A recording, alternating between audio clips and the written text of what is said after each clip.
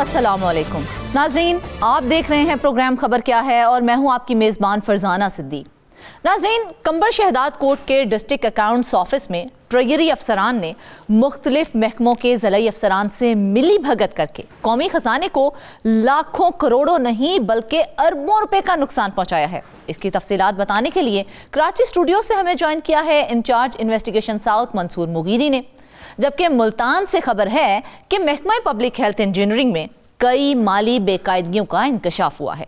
एक तरफ अफसरान ने दोस्तों के नाम पर फर्म्स रजिस्टर्ड करवाकर टेंडर्स अलॉट करवाए, तो दूसरी जानिब कागजों में स्कीमों को मुकम्मल जाहिर करके करोड़ों रुपए लूटे हैं। मजीद कौन सी बेज़ाब्तियां सामने आई हैं बताने के लिए मुल्तान से हमारे साथ मौजूद होंगे ज़हीर अब्बास। जबकि एक और अहम खबर बलोचिस्तान के ज़िला ज़ियारत से है, जहां पानी की किल्लत के मसले पर काबू पाने के लिए मांगी डैम मंसूबा 2017 में शुरू किया गया था, जो कि ताहाल मुकम्मल नहीं हो सका। वक्त पर मुकम्मल ना होने की वजह से मंसूबे की लागत में होशरुबा इजाफा भी देखने में आया है। इस पर बात करने के लिए कोयटा से हमारे साथ मौजूद होंगे शाह हुसैन। तो नाज़रीन, सबसे पहले जाते हैं अपनी पहली स्टोरी की जानिब कि कंबर शहदाद कोर्ट के डिस्ट्रिक्ट अकाउंट ऑफिस में ट्रेजरी अफसरान ने मुख्तलिफ महकमों के ज़िलाई अफसरान से मिली भगत करके कौमी खजाने से अरबों रुपए लूट लिए हैं। अफसरान ने ऑफ साइकिल पैरोल मुलाजमीन के जाली बिल बनाकर बकाया जात के नाम पर माहाना 6 से 10 करोड़ रुपए की रकम निकाल कर बंदर बांट की है। छोटे मुलाजमीन बिलखसूस चौकीदार, नायब कासिद, माली, स्वीपर की बकाया जात जाहिर करके ये एक के नाम पर 5 लाख से 12 लाख रुपए माहाना रकम निकाल कर आपस में तकसीम करते रहे हैं। 1-2 माह नहीं बल्कि 1.5 साल तक माहाना की बुनियाद पर अफसरान करोड़ों रुपए इन मुलाजमीन के नाम पर सरकारी खजाने से निकलवाते भी रहे हैं। मजीद इस हवाले से तफसीलात बताने के लिए हमारे साथ मौजूद हैं मंसूर मुगीरी साहब। मुगीरी साहब, सबसे पहले तो ये बताएं कि ये ऑफ साइकिल पैरोल क्या है? क्या ये धंधा सिर्फ कंबर शहदाद कोर्ट में हुआ है या फिर दीगर इस्लाम में भी हुआ है? बिस्मिल्लाहिर्रहमानिर्रहीम। मिस फरजाना, जो आप लफ्ज इस्तेमाल किया ना कि ये धंधा सिर्फ कंबर शहदाद कोर्ट में हुआ या दीगर अजला में, आप हैरान हो जाएंगे, हमारे नाजरीन भी। सिंध भर में कोई ऐसा डिस्ट्रिक्ट अकाउंट ऑफिस नहीं है जहां पर करप्शन के किस्से ना हो। अच्छा। पूरे सिंध में, कराची से आप शुरू हो जाए, पूरे सिंध में घोट की आखिर डिस्ट्रिक्ट है, वहां पर हर साल कोई ना कोई घपला आ जाता है। गुज़िश्ता 2008-9 से ये धंधा शुरू हुआ है। पहले छोटे लेवल पे था, अब थोड़ा लेवल बढ़ गया है। बीच में तो इनकी स्पीड इतनी बढ़ गई कि नेब को आना पड़ा, बहुत सारे लोगों को गिरफ्तार किया गया, रिकवरीज हो गई, फिर उनको नौकरियों से बरतरफ किया गया। अब 1-2 साल फिर बीच में कुछ हल्का हल्का हुआ। अभी जो यह है कंबर शहदाद कोर्ट जो है लाड़काना का पुराना ज़िला है, नया ज़िला बना, उसके बाद डिस्ट्रिक्ट बना। अभी वहाँ से खबरें ये आ रही हैं कि 3-4-5 सालों से जो छोटे मुलाजमीन हैं, जैसे चपरासी है, जैसे स्वीपर है, जैसे नायब कासिद है, उनको ये कहा गया कि आप शनाख्ती कार्ड दे दें, आपके बकाया जात सरकार की तरफ रहते हैं, आपको दिलाते हैं। अच्छा। तो 3 लाख से 5-6 लाख रुपए तक इन छोटे मुलाजमीन के नाम से जो है इन्होंने एरियर शो किए हैं कि इनके एरियर रहते हैं, तो एरियर में ये उनका पैसे निकालते रहे। फिर उनसे छोटे मुलाजमीन से थोड़ा आगे बढ़ गए, जो बीच वाले हैं उनको कहा गया कि आपके भी निकाल के देते हैं। उनसे बढ़ के फिर ये हुआ कि इनका पेट यहाँ नहीं भरा, तो इन्होंने जो रिटायर्ड होने वाले मुलाजमीन यहाँ जो अफसरान हैं उनको कहा कि जीपी फंड आपका हो गया है, लेकिन अगर आपको हम दोबारा जीपी फंड का एरियर दिला दें या बेनुल फंड का एरियर दिला दें, तो उन्होंने कहा कि जी बिस्मिल्लाह, हमें क्या एतराज है। ठीक है। तो फिर उनको भी इन्होंने ये देना शुरू किया। तो इस तरह से ये कंबर शहदाद कोर्ट में बिल्कुल डिफरेंट किस्म की ये वारदात जो है ट्रेजरी अफसरान ने किया है, जिसमें कहा जा रहा है कि डिस्ट्रिक्ट अफसर मुलव्वस है, महकमा खजाना का है या AG सिंध का है वो, और उसके साथ 2 और मुलाजमीन है जो ऑडिट अफसरान हैं या अकाउंट अफसरान हैं, वो मुलव्वस हैं। इसके साथ जिन महकमों के छोटे मुलाजमीन हैं जहाँ के इन्होंने ये छोटे छोटे उनको पकड़ के यहाँ डिस्ट्रिक्ट अकाउंट पेश किया, तो वो शामिल हैं। इसी तरह से ये अच्छा खासा घपला हुआ है, जिसकी अब क्वांटम जो है वो 5 अरब रुपए से ज़्यादा बताया जा रहा है। अच्छा। क्योंकि अब इंक्वायरी होगी, उसके बाद ही पता चलेगा कि एग्जैक्ट कितना जो है सरकारी खजाने को नुकसान दिया गया है, ठीक है, इनकी जेबें भरी हुई हैं। हाँ। असल में हुआ ये है कि ये आपस में लड़ पड़े اس پہ رشوت پہ کمیشن اچھا. پہ کہ تم نے زیادہ لیا میں نے کم لیا میرا حساب مجھے دے دو. ٹھیک تو ہے. بات کھلی تو آپس میں انہوں نے جرگے کیے ہیں کہ بھائی اس کی طرف اچھا. زیادہ پیسے یہ مجھے نہیں دے رہا. کرپشن کے معاملات میں بھی اب جرگے ہوں گے مغیری صاحب؟ کرپشن میں اب انصاف کی بات ہو رہی ہے کہ بھائی انصاف کے ساتھ مجھے جو میرا ایسا ہے وہ مجھے دے دو. ٹھیک. تو آپ انصاف نہیں کر رہے ہو تو مجھے دے دو اسے. تو اچھی خاصی لڑائی رہی ہے ان کی درمیان میں تو بات نکلی ہے تو ہم تک پہنچی ہے. ہم اپنے ناظرین کو دکھا سکتے ہیں اس میں کافی چیزیں یہ ہے ملی ہیں کہ چھوٹے ملازمین کی آف سائیکل پیرول کا مطلب یہ ہے ایک تو جو ملازمین ہیں ان کی تنخواہ اور پینشن کے پہلی تاریخ کو ان کے پیرول جاری ہوتا ہے جتنے بھی ضلع میں. ٹھیک ہے. وہ بینکوں میں چلے جاتے ہیں. اس کے بعد جو رہ جاتے ہیں بل رہ جاتے ہیں جو جینین جن کے بقایا جات ہیں وہ ان کو آف سائیکل میں چلاتے ہیں. اچھا. تو یہ آف سائیکل کا مطلب یہ ہے کہ اس کے تنخواہ اور پینشن کے بعد جو دیگر پھر فنڈز نکالتے ہیں جو جینین طریقے سے ہوتے ہیں اس میں انہوں نے ان کو ملا دیا آف سائیکل کر کے. اسے اچھے خاصے کروڑوں پہ ہر ماہ نکلتے رہے. اچھا مغیری صاحب چند ایک ملازمین کا تو ذکر آپ نے کیا ہے، دیگر کس قسم کے ملازمین آتے ہیں جن کے لیے الگ سے بل بنا کر خرد برد کیا گیا ہے پیسہ؟ دیکھیں محکمہ تعلیم کے بارے میں بتایا جا رہا ہے کہ جو ٹیچرز ہیں وہ 16 17 18 گریڈ تک آج کل ٹیچر ہیں بلکہ 19 20 تک بھی کافی ٹیچر پہنچ گئے ہیں ٹائم اسکیل کے ذریعے. ٹھیک ہے. تو جیسے وہ ریٹائر ہوئے تو ظاہر ہے ان کا گریڈ اوپر ہے تو ان کی تنخواہ اوپر ہے ان کا پینشن اوپر ہے جی پی فنڈ زیادہ ہے. ان کو کہا گیا ہے کہ آپ کو ایک تو رقم مل گئی نا. دوسری یہ ہماری کاریگری ہے کہ ہم آپ کو جی پی فنڈ سے بینول فنڈ سے یا کسی اور سے آپ کو پیسے دلاتے ہیں بقایا جات کر کے. آپ بتائیں تیار ہے تو شراکت کارڈ کی کاپی دے دیں ہم آپ کو دے رہے ہیں. ہاں. تو دیر ہی نہیں لگائی. یہ نیا فارمولہ ہے جو کمبر شراکت کوٹ والوں نے ایجاد کیا ہے. ٹھیک ہے. وہ نیا منصوبے جو ہیں وہ متعارف کروا رہے ہیں نا کرپشن کے تاکہ اگر دیگر منصوبے بنتے ہیں تو کرپشن کے بھی تو نئے منصوبے سامنے آنے چاہیے. یہ اتنے استاد ہیں کہ میں نے جب پہلی بار سنا میں حیران ہو گیا یہ کیسے ممکن ہے. جب وہاں سورسز سے بات کی انہوں نے کہا میں آپ کو ڈاکیومنٹ بھیج رہا ہوں یہ ڈاکیومنٹ ہے آپ اس کے بعد محکمہ خزانہ میں پوچھیں آپ اے جی سندھ سے پوچھیں کہ یہ بات ہے یا نہیں. جب میں نے دونوں جگہوں سے معلومات کی تو انہوں نے بتایا کہ ہاں یہ گڑبڑ انہوں نے کی ہے ہمارے پاس علم میں یہ چیز آئی ہے اور ہم نے ان کو تفصیلات طلب کیے. ہمیں بتائیں کہ آپ نے ہر ماہ جو خرچہ کیا اس کے تفصیلات بتائیں اور کس کو پیسے دیے یہ بھی ڈیٹیل بتائیں.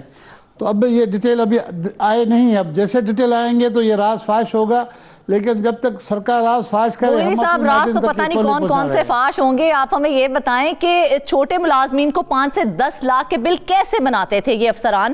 اس میں ملازمین کو کتنا حصہ دیا جاتا تھا اور افسران خود کتنا حصہ رکھتے تھے اس میں؟ دیکھیں یہ جو چھوٹے ملازمین ہیں خاص طور پہ گریڈ 1 سے گریڈ 5 تک اس کے لیے کہا گیا ہے کہ جو جونیئر تھے ان کے 3-4 لاکھ آ جاتے تھے. جو سینئر تھے یا جو ریٹائر ہو گئے جی پی فنڈ کے نام پہ تو اس سے 5 سے 10 لاکھ روپے بھی آئے. تو یہ ان کے بل بناتے ہیں. یہ بل بنانے میں اتنے ماہر ہیں آپ کی سوچ ہے. مرے لوگوں کو زندہ کر دیتے ہیں زندہ لوگوں کو مار دیتے ہیں. اس طرح کی کئی اسٹوریاں ہم نے فائل کی ہیں اور یہ نئی بات نہیں ہے. یہ ٹریجری کے جو افسران ہیں ان کے لیے. رہی بات حصے کی تو سنا یہ ہے کہ ان کو یہ کہا گیا تھا کہ آپ کو ہم 50% دیں گے 50 ہم ڈسٹریبیوٹ کریں گے. یعنی کہ مغیری صاحب پرسنٹیج پہلے طے کر لی جاتی تھی لیکن جب پرسنٹیج کے حصے ان ملازمین کو نہیں ملا تو پھوٹ تبھی پڑی ہے. جی ان ملازمین کے ساتھ ناانصافی کی گئی ہے. بے ایمانی میں انہوں نے ناانصافی کی ہے. ٹھیک ہے. کیونکہ ان کو کہا گیا 50% دیں گے تو ان کو دیا گیا 70% سے رکھ لیا انہوں نے. ان کو 20% یا 30% دے دیا تو انہوں نے چیخنا شروع کیا کہ یار یہ کم از کم بے ایمانی میں تو انصاف کرے. بے ایمانی تو ایمانداری کے ساتھ کرے. بات کھل گئی ہے یہ. جی جی بالکل. اچھا مغیری صاحب یہ بھی بتائیں کہ کون کون سے محکمے کے ملازمین کے یہ جعلی بل بنائے گئے تھے؟ کیا ان محکموں کے ضلعی افسران بھی اس گورکھ دھندے میں شامل ہیں؟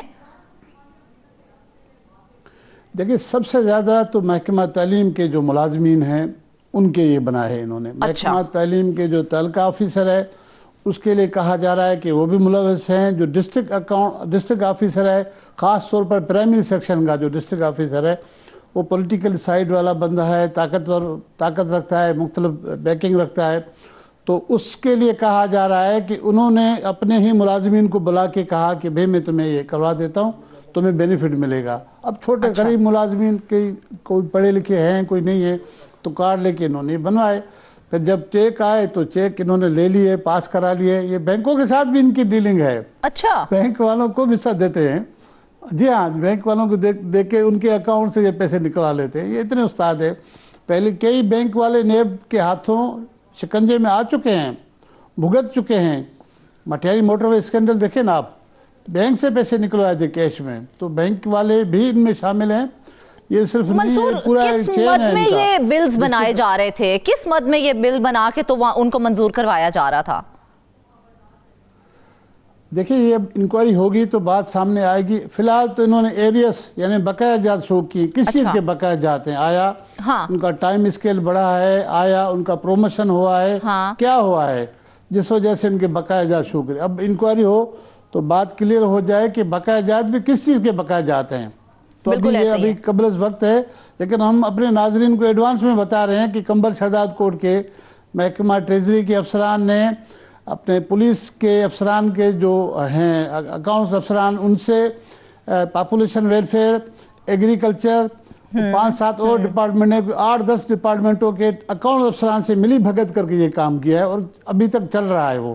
اب یہ مجھے نہیں پتا کہ ہفتے 10 دن میں ہوا یا نہیں، لیکن اس سے پہلے دھڑا دھڑ ہو رہا تھا. اچھا منصور، جس طرح سے آپ نے بتایا ہے تو اس لحاظ سے اگر دیکھیں تو جہاں پر سرکاری ملازمین کو تنخواہیں اور پینشن، جی پی فنڈز کے بل منظور کیے جاتے ہیں، ان ضلعی اکاؤنٹس دفاتر میں کوئی چیک اینڈ بیلنس کا نظام موجود نہیں ہے جس کو جتنا چاہے بل بنا کر پیسے ہڑپ کر سکتا ہے وہ.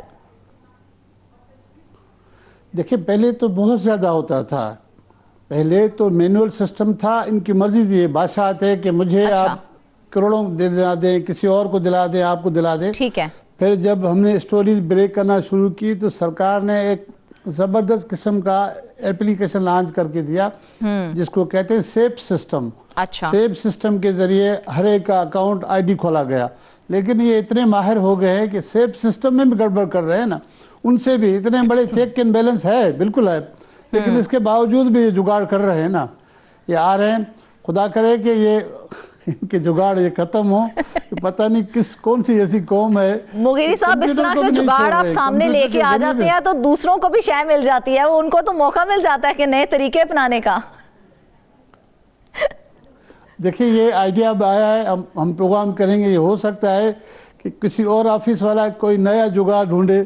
جو یہ کرپٹ لوگ ہیں نا، میں آپ کو بتاؤں، آپ چاہے ان کو کچھ بھی کریں، کتنا بھی روکیں، وہ نئے جگاڑ، نئے طریقے ڈھونڈتے ہیں، اس طریقے سے لے کے آتے ہیں. بالکل. مقصد تو مغیری صاحب ہمارا یہاں بیٹھ کے یہ ساری باتیں ڈسکلوز کرنے کا یہی ہے نا، تاکہ لوگ ہوشیار ہو جائیں، حکومت ہوشیار ہو جائے اور لوگوں پہ کم از کم ہاتھ ڈالے تاکہ وہ اس طرح کے نئے نئے روز جو چلن لے کے آ جاتے ہیں اور ان سے وہ رک جائیں. مغیری صاحب، یہ بتاتے چلیں کہ ان ضلعی دفاتر کو چلانے کے لیے اگر دیکھا جائے تو صوبائی حکومت کے ملازمین اور افسران کے ساتھ وفاق کی حکومت کے افسران اور ملازمین بھی ہوتے ہیں. یہ دو الگ الگ اداروں کے افسران کی موجودگی میں بھی اس طرح کا غبن کیسے ہوتا ہے؟ دیکھیں، خزانہ ہوتا ہے صوبے کا، پیسے ہوتا ہے صوبے کے، ملازمین صوبے کے ہوتے ہیں. ان کو چلانے کے لیے اس طرح کا میکینزم ہے کہ صوبائی محکمہ خزانہ کے افسران و ملازمین اور وفاقی حکومت کا جو اکاؤنٹنٹ جنرل کا دفتر ہے اس کے افسران اور ملازمین شامل ہوتے ہیں. کہیں پہ ڈسٹرکٹ اکاؤنٹ افسران اے جی کا ہوتا ہے، ٹھیک ہے، تو اس کا نمبر 2 نمبر 3 محکمہ خزانہ کا ہوتا ہے. کہیں پہ محکمہ خزانہ کا اگر انچارج ہے تو اے جی کے نمبر 2 نمبر 3 پہ ہوتا ہے. لیکن ان کی آپس میں اس طرح سے رہتے، اکٹھے رہتے ہیں نا، کہتے ہیں نا خربوزہ خربوزے کو دیکھ کے رنگ بدلتا ہے. ٹھیک ہے. ایک دوسرے کو دیکھ کے انہوں نے پھر گٹھ جوڑ کیا. اب دیکھ رہے ہیں کہ بھائی اس کے پاس نئی گاڑی ہے، نیا گھر ہے، تو میں کیوں نہ لوں. اس طرح سے ان کے گٹھ جوڑ میں مل جاتے ہیں. ورنہ یہ اسی لیے رکھا گیا تھا کہ یہ گٹھ جوڑ نہ ہو سکے. الگ الگ ذہن کے، الگ الگ محکموں کے ہوں گے، الگ اداروں کے ہوں گے تو نہیں ہوں گے. لیکن یہاں آ کے خربوزے والا کام ہو گیا ہے کہ ان کی گٹھ جوڑ شروع ہو گئی ہے. آپس میں ملی بھگت کر کے کرتے ہیں. اچھا مغیری صاحب، کوئی قصہ نیا نہیں ہے یہ. سندھ میں ضلعی اکاؤنٹس دفاتر کے کرپشن کے قصے تو کافی منظر عام پر آتے رہے ہیں. کوئی کارروائی بھی ہوتی ہے کہ نہیں بس یوں ہی بیٹھے رہتے ہیں؟ دیکھیں، آپ نے بالکل صحیح کہا. جیسے میں نے پہلے بتایا کہ اس سے پہلے جب سے یہاں یہ اکاؤنٹ دفتران ہیں تھوڑا بہت ہوتا تھا، لیکن دیانتداری کی بات یہ ہے کہ 2008-9 کے بعد آہستہ آہستہ وہاں پر معاملات بڑھ گئے، کیونکہ وہاں پر باضابطہ طور پر جن افسران کو رکھا گیا ان کو کہا جاتا تھا کہ مہینے میں تم اتنے پیسے دو گے، تو کہاں سے دے گا؟ تو اسی لوٹ مار کے ذریعے دے گا نا. ایک تو لوگ آتے ہیں ان سے کمیشن لیتے ہیں، جو ٹھیکیدار آتے ہیں بالکل ان سے کمیشن لیتے ہیں، ان کے بعد پھر جی پی فنڈ میں گھپلے، پھر جعلی آئی ڈیز، پھر جعلی ملازمتوں کو بھرتی کر کے ان کی تنخواہیں، گھر بیٹھے ملازمین کی تنخواہیں، تو یہ ملا کے سارا پیسہ وہاں سے نکلتا تھا، پھر اس کا شیئر ادھر ادھر یہ دیتے رہے. مغری صاحب، ان کے خلاف بہت زیادہ کرپشن کے کارروائی ذریعے ہوئی ہے. سرکاری خزانے کو جو نقصان پہنچتا ہے، یہ رقم کس اکاؤنٹ سے نکالی جاتی ہے، سندھ کے یا وفاق کے؟ اور جس اکاؤنٹ سے نکالی جاتی ہے، کیا اس اکاؤنٹ والوں سے پوچھا نہیں جاتا کہ بھئی کس مد میں نکالی گئی؟ ہاں بالکل اہم سوال ہے. میں نے پہلے بھی عرض کیا کہ پیسہ تو صوبے کا ہوتا ہے، صوبائی گورنمنٹ کا پیسہ ہوتا ہے، جس کو چلانے کے لیے یہ دونوں ادارے کے ملازمین ہیں، محکمہ خزانہ کے اور اے جی سندھ، اکاؤنٹنٹ جنرل سندھ کے دونوں ملازمین مل کے یہ بل پاس کرتے ہیں. تو صوبے کا پیسہ ہوتا ہے، لیکن پیسہ اتنا ان کے پاس اکاؤنٹ دفاتر میں بہت زیادہ ہوتا ہے، تو یہ چلاتے رہتے اور جب جا کے بات کھلے یا جب جا کے ان کی آڈٹ ہو، اس کے بعد ہی معاملات کھلتے ہیں کہ بھائی اتنے پیسے یہاں سے کیوں نکالے. تو میں اب یہی بتانا چاہ رہا ہوں کہ جب بات جا کے سال میں، 2 سال میں، 5 سال میں کھل جاتی ہے، پکڑ ہو جاتی ہے، پھر یہ کئی لوگ بھاگ جاتے ہیں، کئی لوگ جیلوں میں چلے جاتے ہیں. کاروائیاں بھی ہوئی ہیں. سب سے زیادہ اگر نیب نے اینٹی کرپشن نے کارروائی کی ہے، پکڑ دھکڑ کی ہے، تو ان ٹریجریز جو ضلعی اکاؤنٹ دفاتر ہیں ان کے لوگوں کی ہے. اور محکمہ خزانہ میں بھی ہم نے دیکھا ہے کہ بہت سارے ایسے سیکٹری آئے، انہوں نے 5-5 10 ایٹ اے ٹائم کو فارغ کر دیا. ٹھیک ہے منصور، ایک آخری سوال ہے وزیر خزانہ کے حوالے سے میں کرنا چاہ رہی تھی، کیونکہ خزانے کی بات آپ نے کی ہے. تو یہ بتائیں کہ وزیر خزانہ کا قلمدان تو مراد علی شاہ صاحب کے پاس ہے، شاید 15 سالوں کا حساب لگائیں تو ان کے پاس ہی ہے. تو کیا مراد علی شاہ کو پتہ نہیں ہے؟ اور اگر ہے تو انہوں نے کچھ کیا کیوں نہیں ہے؟ ہاں دیکھیں، مراد علی شاہ کو بالکل پتہ ہے، ان کے نالج میں ہے. انہوں نے کئی مرتبہ ان کے خلاف کارروائیاں بھی کی ہیں، لیکن بدقسمتی یہ ہے کہ جو پولیٹیکل سینیریو ہے سندھ میں، پولیٹیکل لوگ اتنے ہیں، اسٹرانگ ہیں کہ وہ آئیں بائیں شائیں سے مراد علی شاہ پہ اتنا پریشر ڈلواتے ہیں کہ وہی لوگ جو کرپشن کرتے ہیں وہی پکڑے جاتے ہیں. پھر مراد علی شاہ صاحب خود ہی پوسٹنگ کرتے ہیں اتنے مجبور ہو کے. تو ایسا نہیں ہے کہ سی ایم صاحب کے پاس محکمہ خزانہ کا قلمدان بھی ہے اور بھی ہے. بالکل سب سے گڑبڑ اگر مراد علی شاہ صاحب کے کسی قلمدان میں ہوئی ہے تو محکمہ خزانہ کے ان ضلعی دفاتر میں ہوئی ہے. بالکل منصور، دیکھا جائے تو بڑے ہی افسوس کا موقع ہے جب وزیر خزانہ کا قلمدان آپ کے پاس ہے اور گزشتہ 15 سالوں سے آپ کے پاس ہے، آپ کو یہی نہیں پتا کہ رقم جا کہاں پر رہی ہے، اور اتنی کرپشن کے نظر ہو رہی ہے جو کہ کروڑوں، لاکھوں، بلکہ اربوں تک پہنچ چکی ہے. اگر اربوں تک رقم کرپشن کی نظر ہوگی تو قومی خزانے کو کس طرح سے فائدہ ہوگا اور کس طرح سے فائدہ پہنچایا جائے گا؟ کچھ ہوش کے ناخن لیں. واپس آئیں گے ایک بریک کے بعد.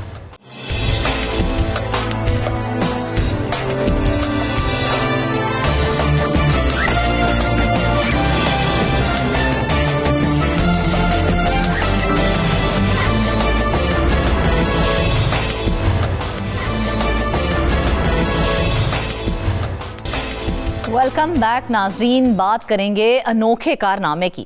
تو محکمہ ملتان پبلک ہیلتھ انجینئرنگ کے سب انجینئرز اور سب ڈویژنل آفیسرز کے انوکھے کارنامے سامنے آئے ہیں. ترقیاتی منصوبے کئی سال گزرنے کے باوجود غیر فعال، لیکن افسران نے کاغذوں میں اسکیموں کو مکمل ظاہر کر کے کروڑوں روپے سے زائد کی رقم ہڑپ کر لی ہے. مزید یہ کہ پبلک ہیلتھ انجینئرنگ افسران نے دوستوں کے نام پر فرمز رجسٹرڈ کروا کر ان کو ٹینڈرز بھی الاٹ کروائے ہیں. اسی طرح مضافاتی علاقوں میں واٹر سپلائی کی سکیمز پر بھی برائے نام کام کروایا گیا ہے. اب کئی خلاصے بھی ہو چکے ہیں، نئے انکشافات بھی آئے روز ہو رہے ہیں، لیکن اس کی روک تھام کے لیے متعلقہ محکموں کا رویہ بڑا ہی پریشان کن ہے. اس ساری صورتحال پر بات کرنے کے لیے ہمارے ساتھ موجود ہیں ظہیر عباس. ظہیر، سب سے پہلے تو یہ بتائیں کہ پبلک ہیلتھ انجینئرنگ میں ترقیاتی منصوبوں کی فزیکل انسپیکشن کا کوئی نظام موجود نہیں ہے، کیا وجہ ہے؟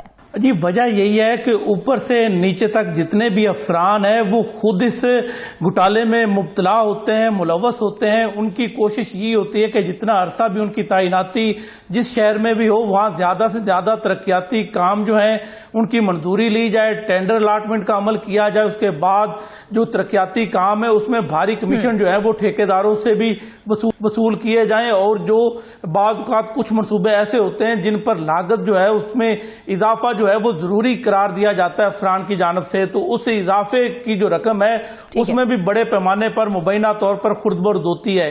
یہ تقریباً ہر محکمے کا جو بھی جہاں پر بھی ترقیاتی کام ہوتے ہیں، جس طرح ہائی وے ہے، بلڈنگز ہے، واسا ہے، ایم ڈی اے ہے، میونسپل کارپوریشن ہے، اسی طرح پبلک ہیلتھ انجینئرنگ کا بھی وہی حال ہے کہ یہاں پر بھی ترقیاتی منصوبوں میں بڑے پیمانے پر مبینہ بے ضابطیاں سامنے آتی ہیں. ٹینڈر الاٹ ہونے سے لے کر جو فائنل ورک ہے وہاں تک جو ہے وہ تمام معاملات جو ہیں وہ بے ضابطیوں کا شکار ہوتے ہیں. اس کی وجہ یہی ہے کہ ہر افسر، ہر سب انجینئر اس کی یہی کوشش ہوتی ہے کہ زیادہ سے زیادہ مال جو ہے وہ اکٹھا کیا جائے. جس سٹوری پہ ہم آج بات کر رہے ہیں یہ مجموعی طور پر 6 واٹر سپلائی اسکیمیں تھیں جو کہ ملتان کے مضافاتی علاقوں میں بچھائی جانی تھی تاکہ شہریوں کو پینے کا صاف پانی میسر آ سکے. جہاں پر یہ اسکیمیں شروع کی جانی تھی اس میں ایک علاقہ بہادر پور ہے، لطف آباد ہے، صدیق آباد ہے، بستی نو ہے، محمد پور ہے، سالم ہے. یہاں پر رورل واٹر اسکیم کے تحت جو ہے یہ ترقیاتی کام ہونے تھے، مگر یہاں پر افسران نے کیا کہ 1 دہائی سے زیادہ کا عرصہ گزر چکا ہے، ان اسکیموں کو مکمل ہی نہیں کیا گیا. اسکیمیں مکمل نہیں ہیں لیکن ہر 2-3 سال بعد اس میں لاگت میں اضافہ جو ہے اس کو وجوہات قرار دے کر یہ بھاری جو فنڈز ہیں وہ نکلوا کر مبینہ طور پر خرد برد کر لیتے ہیں. تو یہ معاملہ اس وقت سامنے آیا جب اینٹی کرپشن میں ایک درخواست گئی جس پر اینٹی کرپشن نے باقاعدہ انکوائری کا آغاز کر دیا. متعلقہ جو افسران ہیں ان سے تمام تر ریکارڈ بھی طلب کر لیا گیا جبکہ ان کو طلبی نوٹسز جو ہیں وہ بھی جاری کر دیے گئے ہیں. مجموعی طور پر یہ 6 ترقیاتی اسکیمیں تھیں جس کے 14 کروڑ سے زائد کی رقم اب تک جو ہے وہ مختلف اوقات میں نکلوائی جا چکی ہے.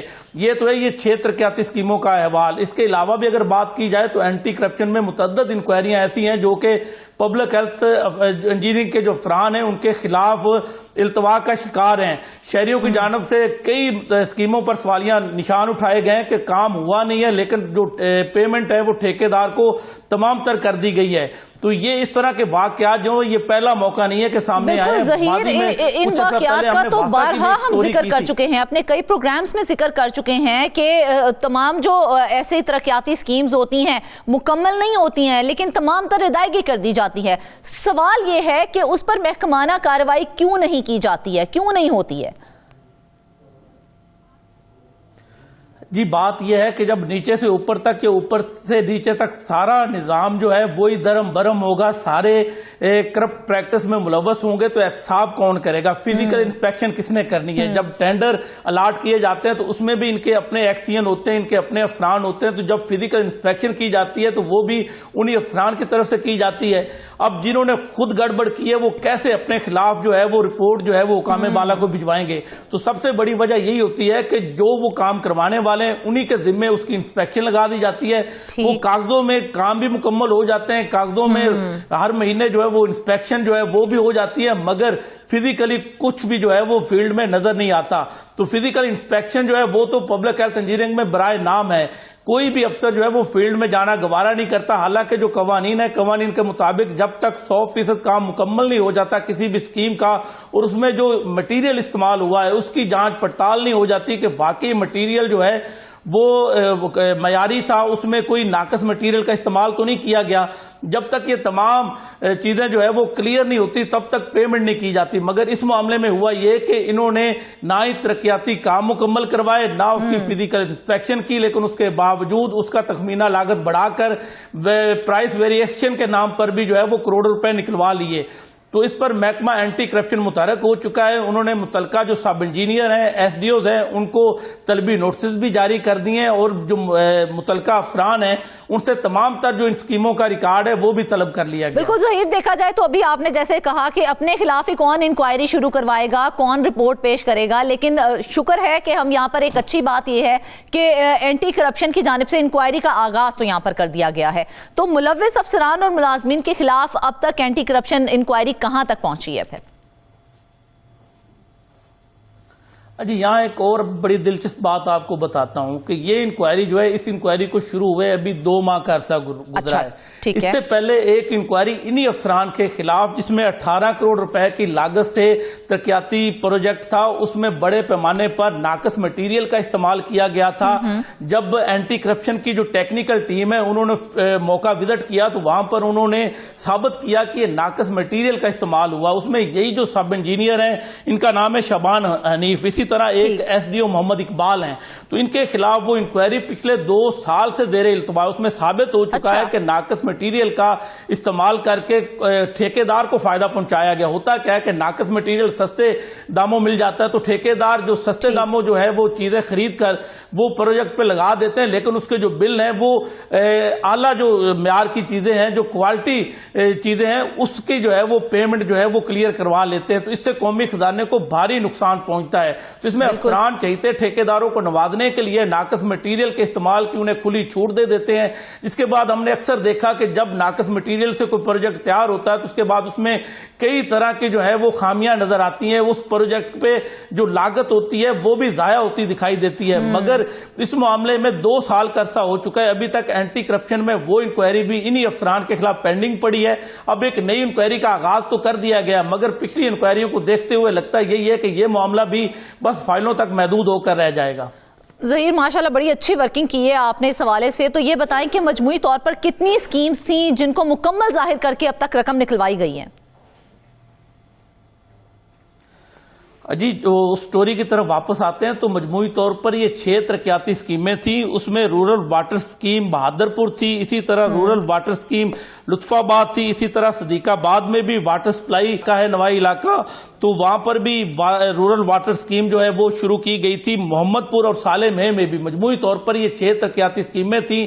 یہ جو ہے مختلف اوقات میں ان کی منظوری ہوئی تھی، ان کے باقاعدہ ٹینڈر ہوئے تھے۔ ٹینڈر میں بڑی بے ضابطگی ہوئی کہ یہ جو متعلقہ افسران ہیں انہوں نے اپنے جو چہیتے دوست تھے، جو ان کے دوست احباب تھے، ان کے نام پہ فرم رجسٹرڈ کروا لی، اور جب فرم رجسٹرڈ کروا لی تو جو ٹینڈر الاٹمنٹ کا عمل ہے وہ بھی مشکوک ہو گیا۔ اس میں انہوں نے اپنے دوستوں کو نوازنے کے لیے انہی کو جو ہے وہ ٹینڈر الاٹ کر دیے۔ اس کے بعد گائے بگائے پرائس ویریشن کے نام پر بھی خزانے سے رقم نکلوائی جاتی رہی۔ اب تک مجموعی طور پر جو کرپشن کا معاملہ سامنے آیا وہ 14 کروڑ روپے کی مبینہ کرپشن کا معاملہ سامنے آیا ہے۔ ان علاقوں میں ابھی بھی صورتحال انتہائی ابتر ہے، پینے کا صاف پانی میسر نہیں ہے شہریوں کو۔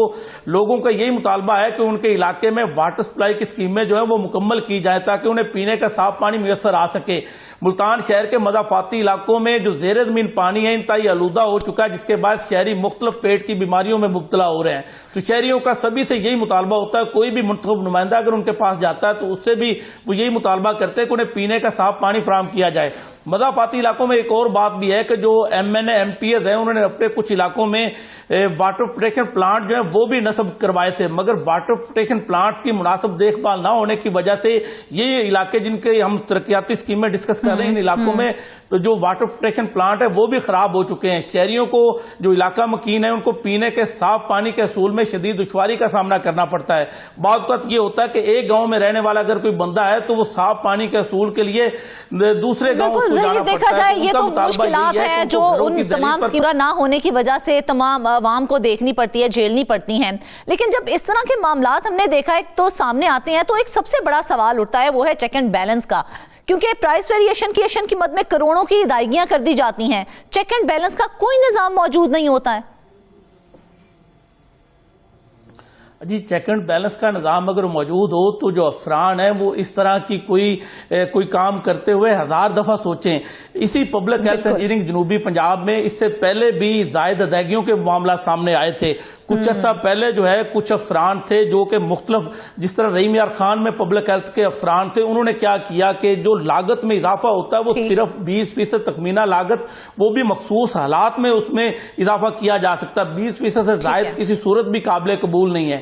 مگر وہ ایسے کاریگر تھے کہ ڈیرہ غازی خان میں اور رحیم یار خان میں 3 کیسز میں مجموعی طور پر 1 کروڑ 83 لاکھ روپے کی زائد ادائیگیاں کر دی گئی۔ وہ زائد ادائیگیاں کس طرح کی گئیں کہ ان کا جو تخمینہ لاگت ہے اس کو کسی جگہ پر 46% بڑھا دیا گیا, اچھا. کسی جگہ اس کو جو ہے وہ 28% تک بڑھا دیا گیا. تو جو لاگت تھی پروجیکٹ کی اس سے وہ 23 سے 46% تک اضافے کے بعد قومی خزانے کو وہ جو پروجیکٹ ہے وہ مزید 1.5 کروڑ اضافی جو ہے وہ قومی خزانے سے ادا کرنا پڑے.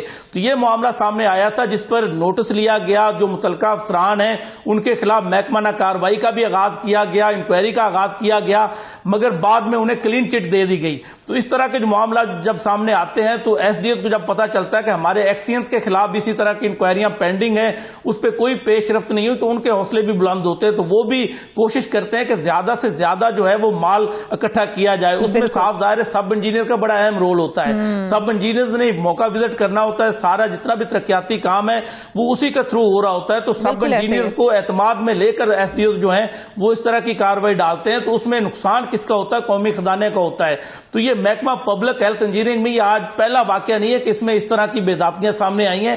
اس میں پہلے بھی گائے بگائے ہم بھی رپورٹ کرتے رہے ہیں. باقی جو ہے وہ اینٹی کرپشن میں بھی انکوائریاں زیر التوا ہیں, لیکن اس کی روک تھام کے لیے کوئی ایسا لائحہ اختیار نہیں کیا جا رہا. حکومت کو نقصان نہ پہنچے, اس حوالے سے اینٹی کرپشن جو ہے چلے کام کر رہا ہے, اس کا ہی ذکر کر لیتے ہیں کہ ٹینڈرز الاٹمنٹ میں بے ضابطیوں کی انکوائری بھی اینٹی کرپشن میں زیر التوا ہے ابھی تک. اس حوالے سے کیا ڈیٹیلز ہیں؟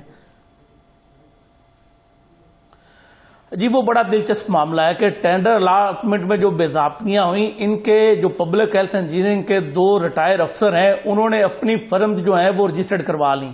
اپنی فرم جب رجسٹرڈ کروائیں تو ان کے جو جونیئر تھے محکمے میں انہوں نے وہ ٹینڈر جو ہیں وہ الاٹ کرنے تھے. اچھا. انہوں نے دیکھا کہ ہمارے سابقہ افسران جو ہیں انہوں نے فرم رجسٹرڈ کروا لی ہے, تو انہوں نے کمال مہربانی کا مظاہرہ کرتے ہوئے 36 کروڑ سے زائد کی جو مختلف اسکیمیں ہیں, جس میں سیوریج کی اسکیمیں تھی, جس میں واٹر سپلائی کی اسکیمیں تھیں, تو وہ اسکیمیں ان کو الاٹ کر دیں.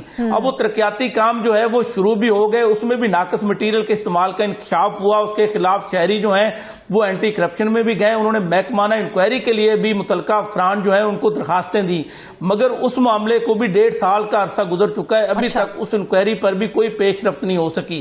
آپ خود سوچیں کہ جو ایس سی اسی محکمے میں رہے ہوں تو ایک ایکسین جو ہوتے ہیں انہوں نے ٹینڈر جو ہے وہ الاٹ کرنا ہوتا ہے, تو اسی ایکسین کے جب آپ ایس سی اس کے باس رہے ہوں تو صاف ظاہر ہے وہ آپ کو فیور دیں گے.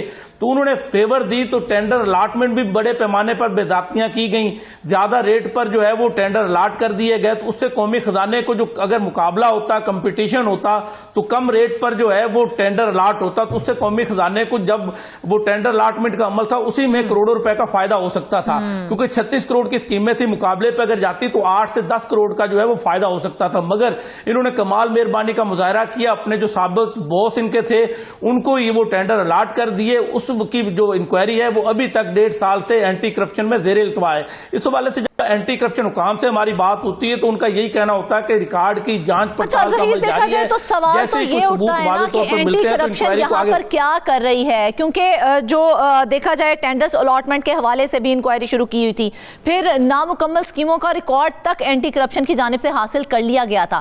سوال یہ ہے کہ اس پر پیش رفت کیوں نہیں ہو سکتی ہے؟ جی پیش رفت کے حوالے سے جب ہماری بات ہوتی ہے تو اینٹی کرپشن حکام کا یہی کہنا ہوتا ہے کہ ہمارے افسران جو ہیں وہ آئے روز تبدیل ہوتے رہتے ہیں. جیسے ہی کوئی نیا افسر آتا ہے تو اس کی پہلی ترجیح یہی ہوتی ہے کہ اس کے دور میں جو انکوائریاں شروع ہوئی ہیں اس کو فوری طور پر ختم کیا جائے, تاکہ اس کے ٹینور کے اندر ہی وہ انکوائریاں پایہ تکمیل کو پہنچ جائے. تو ماضی میں جو انکوائریاں شروع ہوتی ہیں تو ان کو فائلوں کے نیچے دفن کر دیا جاتا ہے.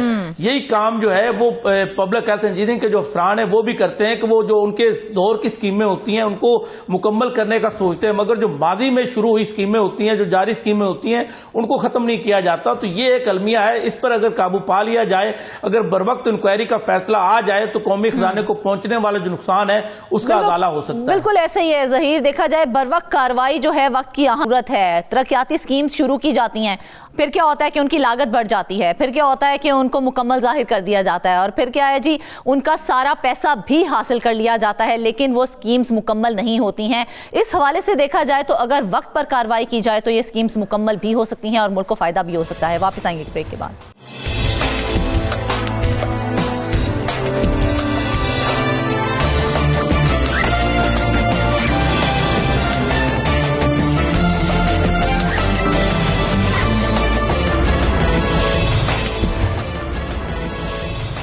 वेलकम बैक नाजरीन। करेंगे कुछ होशरुबा इंकशाफात। बलोचिस्तान के ज़िला ज़ियारत में मांगी डैम मंसूबा 2017 में शुरू किया गया था, जो कि ताहाल नामुकम्मल है। वक्त पर मुकम्मल ना होने की वजह से मंसूबे की लागत में भी होशरुबा इजाफा देखने में आया है। मांगी dam Quetta greater water supply scheme का हिस्सा था। इस स्कीम का मजमूई तखमीना 7.5 अरब रुपए का था, लेकिन अब सिर्फ मांगी डैम की लागत 18 करोड़ रुपए से बढ़ चुकी है। डैम की तामीर 2021 में मुकम्मल होना थी, लेकिन 2025 आ गया पर डैम नहीं बन सका। डैम की लागत में इतना ज्यादा इजाफा क्यों करना पड़ा है? अभी तक इसको क्यों मुकम्मल नहीं किया जा सका है? और भी ऐसे कई अवामी सवालात हैं जिनका जवाब जानना हमारे लिए बहुत जरूरी है। इस स्टोरी की तफसीलात बताने के लिए कोयटा से हमारे साथ मौजूद हैं शाह हुसैन। सबसे पहले तो ये बताएं कि मांगी डैम मंसूबा कब शुरू हुआ और इसकी कुल लागत उस वक्त कितनी थी? जी बिल्कुल, शुक्रिया। सबसे पहले हम मांगी डैम की तारीख़ पे बात करते हैं कि ये मंसूबा कब शुरू हुआ और किस लिए ये मंसूबा शुरू किया गया था, इसका मकसद क्या था इस मंसूबे का। तो ये परवेज़ मुशर्रफ साबिक सदर थे, जनरल परवेज़ मुशर्रफ के दौर में ये एक स्कीम कोयटा में पानी की किल्लत पर काबू पाने के लिए शुरू की गई थी, Quetta greater water supply scheme के नाम से। ये तकरीबन 2002 या 2003 की बात है। उस वक़्त इस पूरे प्रोजेक्ट की जो लागत थी वो 7.5 अरब रुपए थी। और ये मांगी डैम था, एक और डैम था हुलक के नाम से। ये दो डैम उस मंसूबे का हिस्सा थे। मांगी डैम ने बनना था ज़ियारत में और हुलक डैम जो था वो ज़िला हरनाई में बनना था, चूँकि दोनों कोयटा की जो बाउंड्रिंग डिस्ट्रिक्ट्स है, बाउंड्रिंग एरिया में इन डैमों को मुकम्मल करना था। तो मंसूबा शुरू हुआ कोयटा वाटर सप्लाई स्कीम का और पैसे खर्च होते गए, डैम्स नहीं बन सके, कोयटा में पानी की किल्लत का मसला हल नहीं हुआ और पूरे प्रोजेक्ट के जो पैसे थे उस वक़्त ये करप्शन की नज़र हो गए और नए जो पानी के ज़खायर थे तलाश करने के बजाय ये सारी जो रकम थी ये कोयटा में पुराने जो पाइपलाइन थे पानी के वो उस पर खर्च किए गए। सिर्फ कोयटा के जो नवाई इलाके हैं जहाँ पहाड़ों के दामन में चंद ट्यूबवेल्स लगा कर उनमें से कुछ को जो है ना स्टार्ट किया गया, फाल किया गया और कुछ बंद पड़े रहे। तो ये पूरी जो रकम थी वो करप्शन की नज़र हो गई या पाइपलाइन तब्दील करने की नज़र हो गई और डैम्स ना बन सके। फिर ये मंसूबा जो था वो इल्तिवा में पड़ा रहा और मांगी डैम अपना तुश्ना तकमील का मुंतज़िर था कि उस पर कब काम शुरू हो और कब ये कोयटा के जो शहरी हैं उनको किल्लत आब का जो मसला दरपेश है उस पर काबू पाया जा सके। मगर ये मंसूबा इल्तिवा में पड़ा रहा। फिर हुकूमत तब्दील हुई 2017 में, फिर इस मंसूबे को जो है वो फाइलों से निकाला गया और इस मंसूबे के पर अलग से काम शुरू करने का फ़ैसला हुआ। 2017 में इसकी लागत जो थी वो तकरीबन 9 अरब 30 करोड़ रुपए उस वक़्त ये लागत लगाई गई और कि ये डैम इसमें बनना था और 2021-22 तक ये प्रोजेक्ट मुकम्मल होना था। ठीक है। मगर 2021-22 में भी ये डैम्स मुकम्मल ना हुआ और फिर जो था मंसूबा फिर इल्तिवा में पड़ा, नामुकम्मल रह गया और पैसे खर्च हो गए, ख़त्म हो गए। 9 अरब रुपए खर्च हुए मगर डैम्स मुकम्मल नहीं हुआ। और फिर एक और मंसूबा, एक और इसकी जो PC1 थी वो तैयार की गई। इसके के डैम में चूँकि लागत में इजाफा हुआ और इसके लिए मज़ीद रकम दरकार है तो ये मंसूबा फिर इसका तखमीना दोबारा जो लगाया गया इस तकमील के लिए वो तकरीबन 18 अरब रुपए से ज़ायद का तखमीना लगाया गया और इसका जो मुकम्मल जो टाइम था, जो हदफ रखा गया, इसकी तकमील का हदफ रखा गया, ये अगस्त 2024 में इस मंसूबे ने मुकम्मल होना था। और इसका जो तखमीना लगाया गया था कि कोयटा के कितने पानी उसमें ज़ख़ीरा हो सकता है, तो ये 3800 से ज़ायद एकड़ पर मुहित या डैम्स है और इससे कोयटा को तकरीबन यूमिया 80 लाख गैलन पानी जो है वो फराहम किया जाएगा। मगर ये मंसूबा ताहाल जो है वो 2024 में मुकम्मल ना हुआ और ना ही कोयटा में जो किल्लत आब का मसला है। यहाँ पर एक सवाल जो मेरे माइंड में मुसलसल वो चल रहा है वो ये है कि क्या आप एक मंसूबे की रकम दूसरे मंसूबे पर लगा सकते हैं? क्योंकि जो रकम डैम के लिए दी गई थी वो तो आपने बताया कि करप्शन की नजर हो गई और वो पाइपलाइन की दुरुस्ती के लिए जो है वो इस्तेमाल कर दी गई। बिल्कुल, ये जो चूँकि उस वक़्त ये डैम जो था एक मांगी डैम था, एक हुलक के नाम से एक डैम था। ये दो डैम वाटर सप्लाई स्कीम का हिस्सा थे। मगर चूँकि यहाँ पे حساب کتاب وہ احتساب کا عمل انتہائی سست ہوتا ہے اور اکثر یہ فائلوں میں ہی یہ معاملات پڑے رہتے ہیں اور کوئی جو ہے اس کو ہاتھ نہیں لگاتا اور نہ کوئی اس کی تحقیق کرتا ہے, کسی سے پوچھ گچھ کرتا ہے کہ یہ دو ڈیم جو تھے وہ اس منصوبے کا حصہ تھے. منصوبہ Quetta water greater supply scheme اگرچہ یہ مکمل نہ ہوا اور کوئٹہ میں پانی کا مسئلہ حل نہ ہو تو یہ ڈیمز کیوں نہیں بنے؟ یہ ڈیمز اگر بنتے اس وقت تو کوئٹہ میں کافی حد تک پانی کا جو مسئلہ ہے درپیش لوگوں کو وہ حل ہو جاتا. مگر اب تو کوئٹہ کی یہ حالت ہے کہ کوئٹہ میں پانی کی جو پوزیشن ہے زیر زمین پانی, چونکہ یہاں پہ سارا دار و مدار جو پینے کا پانی ہے وہ زیر زمین پانی پہ ہے اور اب تک وہ مائننگ کی پوزیشن پہ, یعنی 1200-1300 فٹ سے ہم پانی نکال رہے ہیں اور شہریوں کو سپلائی ہو رہی ہے یہ پانی, مگر اس کا کوئی حساب کتاب نہیں لیا گیا اور نہ ہی کسی نے اس پر کوئی کیس کیا. احتساب عدالت میں اینٹی کرپشن کے جو محکمہ ہے اس نے کوئی اس کا ایکشن نہیں لیا اور اب یہ جو معاملہ اٹھا ہے یہ معاملہ بھی پبلک اکاؤنٹ کمیٹی میں یہ معاملہ اب اٹھا ہے.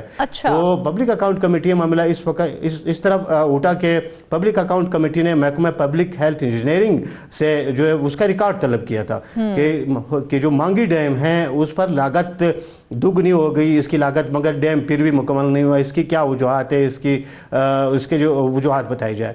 محکمہ پبلک ہیلتھ انجینئرنگ نے اپنا جو ریکارڈ تھا وہ پیش کر دیا.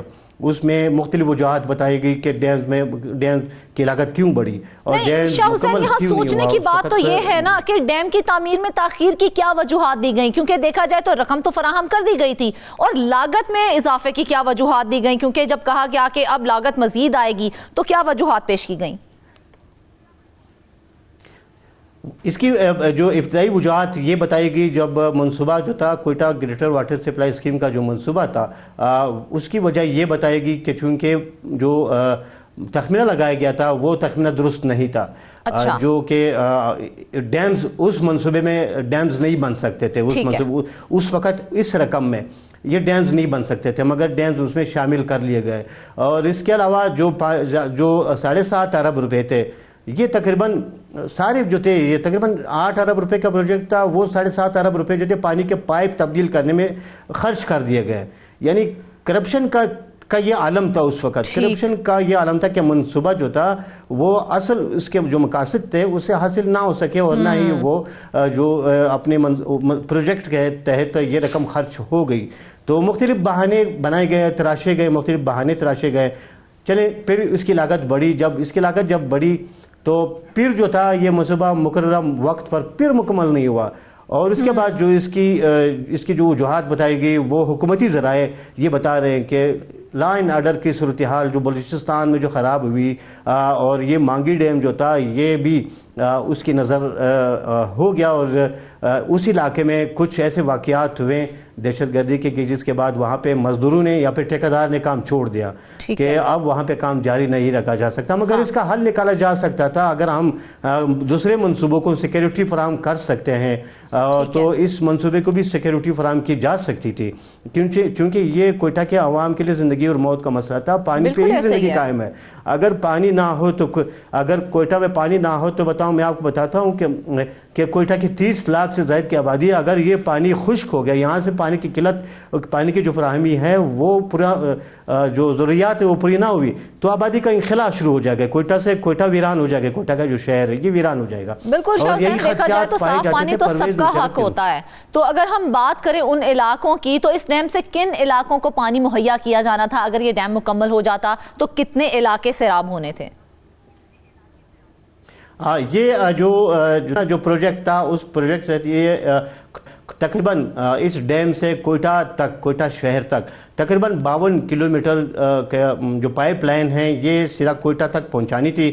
اور اس کے ساتھ ساتھ وہاں جو قریب کے جو ایریا ہے تقریباً 800 سے 950 اسکوائر جو کلومیٹر ایریا ہے وہ اسے سیراب ہو سکتا تھا. قریب جو علاقے وہاں پہ پڑتے ہیں اس پائپ لائن سے ایک طرف تو ان سے زرعی مقاصد کے لیے پانی حاصل کیا جا سکتا تھا اور دوسرا کہ کوئٹہ میں جو پینے کا پانی ہے اس کا مسئلہ بھی حل ہو سکتا تھا. مگر منصوبہ جو تھا وہ مکمل نہیں ہوا. اگست 2024 میں جب لاسٹ اس کی ڈیٹ تھی, اگست 2024 میں اس کا افتتاح ہونا تھا باقاعدہ, یعنی مکمل ہونے کے بعد کوئٹہ کو اس سے پانی فراہم کی جانی تھی. مگر اب نہ تو ابھی تک منصوبہ مکمل ہوا, نہ تو جو 52 کلومیٹر جو اس ڈیم سے کوئٹہ شہر تک جو پائپ لائن بچھانی تھی, نہ وہ پائپ لائن ابھی تک مکمل ہوئی ہے اور بچھائی گئی. تو ایک ابھی بھی خدشہ یہ پایا جاتا ہے کہ 2025 شروع ہو گیا ہے, چونکہ حکومت کا یہ دعویٰ ہے کہ 2024 میں چونکہ دعویٰ تھا کہ یہ مکمل ہو جائے گا اگست, مگر اب یہ خدشہ پایا جاتا ہے کہ شاید یہ ڈیم 2025 میں بھی مکمل نہ ہو اور اس کی لاگت میں مزید اضافہ ہو. پھر جو ٹھیکیدار ہے وہ پھر مختلف بہانے کر کے, یا پبلک انجینئرنگ ڈپارٹمنٹ ہے وہ مختلف بہانے کر کے اس کی لاگت مزید بڑھا دی جائے. اچھا شاہ حسین, اس ڈیم کی جب منظوری دی گئی تھی تو کیا اس پر کام فوری طور پر شروع ہو گیا تھا یا کافی عرصے کے بعد اس کام کا آغاز کیا گیا تھا؟ نہیں, اس کی منظوری کے بعد چونکہ میں آپ کو بتایا کہ ذکر ہم نے پہلے کیا تھا کہ یہ کوئٹہ واٹر سپلائی اسکیم کا جو حصہ تھا, مگر وہ پھر چونکہ مکمل نہ ہوا, اور پھر یہ تقریباً یہ پڑا رہا 2017 تک, یہ التوا میں پڑا رہا. 2017 میں اس پر دوبارہ جو تھا اس پر کام شروع کیا گیا, منظوری ہوئی, مگر پھر بھی اس پر بر وقت کام شروع نہ ہوا, اور جس کے باعث اس کی نہ صرف لاگت بڑھی, چونکہ مہنگائی بڑھتی جا رہی ہے, میٹیریل مہنگا ہو رہا ہے. ٹھیکیدار یہ اس کی جو وجوہات بتا رہا ہے کہ یہ اس کی میٹیریل جو تھا وہ مہنگا ہو گیا, اور مزدور اور جو تھے ان کی جو لیبر تھا, لیبر کی مزدوری بڑھ گئی, یعنی مختلف وجوہات, مختلف بہانے جو تھے وہ بتائے جاتے ہیں کہ التوا کی وجوہات یہ بتائی جا رہی ہے. اور آخر میں آ کے اینڈ پہ جب آ کے مکمل جب اس پہ ہونا تھا اس وقت پھر یہ وجوہات بتائی گئی کہ چونکہ لا اینڈ آرڈر کی جو صورتحال ہے تو وہ اس ایریے میں ٹھیک نہیں ہے, جس کی وجہ سے نہ لیبر وہاں پہ اب کام کرتے ہیں اور نہ جو دوسرا جو اسٹاف ہے وہ وہاں پہ کام کرنے کے لیے تیار ہے. اچھا شاہ حسین, بڑی افسوس کی بات ہے جس طرح سے آپ نے بتایا کہ ابھی 2025 جو ہے وہ سٹارٹ ہو چکا ہے, لیکن ابھی بھی یہی لگ رہا ہے کہ ڈیم اس سال بھی مکمل ہوتا دکھائی نہیں دے رہا ہے. بات کریں اگر ہم پرسنٹیج کے حوالے سے تو کتنے فیصد ڈیم کا کام مکمل ہو چکا ہے اور کتنے فیصد اب باقی ہے؟ اب ڈیم تقریباً حکومتی ذرائع یہ بتا رہے, چونکہ یہ کوئٹہ سے تقریباً 120 کلومیٹر یہ زیارت کا جو ایریا ہے, چونکہ بارڈرنگ ایریا, تو یہ بتا رہے ہیں کہ ڈیم اب مکمل ہو چکا ہے تقریباً. اس کا چونکہ افتتاح باقاعدہ ہونا تھا اگست 2024 میں, مگر وہ کچھ کام اس پہ باقی ہے, اور اب تقریباً یہ بتا رہے کہ 80% اس پر کام مکمل ہو چکا ہے اور 20% تک اس پر کام باقی ہیں جس کو ابھی مکمل کیا جانا ہے. مگر یہاں پہ تو اگر ہم کام کی رفتار کو دیکھیں کہ جس رفتار سے اس ڈیم پر کام ہو, یعنی 2002 سے لے کے اب 2025 تک بیچ میں تقریباً یہ 23 سال کا عرصہ ہے. 23 سال کے عرصے میں اگر ایک ڈیم آ کے تب 80%, 23 سال کے عرصے میں اگر ایک ڈیم 80% پہ آ کے مکمل ہوتا ہے تو باقاعدہ جو 20% کام ہے, اگر کام کی رفتار کو دیکھیں پھر یہ کب تک مکمل ہوگا اس کا اندازہ بخوبی لگائی جا سکتا ہے, مزید کتنا اس میں ٹائم لگ سکتا ہے. بات حکومتی دلچسپی کی ہے کہ حکومت اس میں کتنی دلچسپی لے رہی ہے. اگر حکومت نے اس میں دلچسپی لی اور شہریوں کے اس سنگین مسئلے کو مد نظر رکھا تو حکومت کے لیے کوئی مشکل کام نہیں کہ بقایا جو 80% کام ہے وہ مہینوں میں دنوں میں نہیں تو چند ماہ میں اتنا عرصہ گزر گیا, اس دوران کئی حکومتیں آئیں کئی گئیں, کیا کسی بھی حکومت کی جانب سے اس میں دلچسپی ظاہر نہیں کی گئی کہ اس کو مکمل کروایا جائے؟ نہیں, اس منصوبے پر کسی نے بھی سنجیدگی سے اس طرف توجہ نہیں دی, کسی حکومت نے بھی نہیں دی. بلوچستان میں جتنے بھی 2002 سے لے کے اب تک جتنے بھی حکومتیں آئی ہیں, کسی حکومت نے اس کو سنجیدگی سے نہیں لیا اس منصوبے کو.